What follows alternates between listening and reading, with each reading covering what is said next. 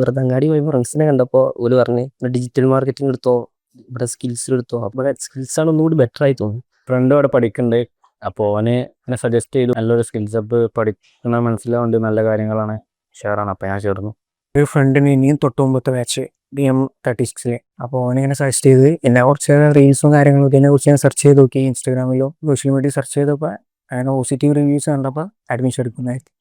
അപ്പോൾ digital marketing പിന്നെ ഞാൻ ഇങ്ങനെ അന്വേഷിച്ച് കുറച്ച് നോക്കിയപ്പോൾ സ്കിൽസ് കണ്ടതിൽ പിന്നെ അതിനെക്കുറിച്ചൊന്ന് അന്വേഷിക്കാൻ ആയപ്പോഴാണ് ഇവിടെ കൂടെ പഠിക്കുന്ന ഒരു സംഭവം ഒരു ഡിജിറ്റൽ മാർക്കറ്റിംഗ് അല്ല. ഓരോട് ചോദിച്ചപ്പോൾ ഓരോരു കാഴ്ചപ്പാടിൽ ഡിജിറ്റൽ മാർക്കറ്റിംഗ് കൂടെ ബെറ്റർ ആണ്. നമ്മൾ അങ്ങനെ ഡിജിറ്റൽ മാർക്കറ്റിംഗ് ചെയ്തത്. 1-2 സ്ഥലത്ത് പോയി സ്കിൽസിൽ മാറ്റം തോന്നിയതിൽ ഓരോ കാറ്റഗറിക്ക് ഓരോ സാറുമാരാണ്. അപ്പോൾ പിന്നെ ഇതന്നെ ചൂസ് ചെയ്തു. പേഴ്സണലായിട്ട് സെർച്ച് ചെയ്തിട്ടാണ് സ്കിൽസ് ഹബ്ബ് നോട്ട് ചെയ്തത്.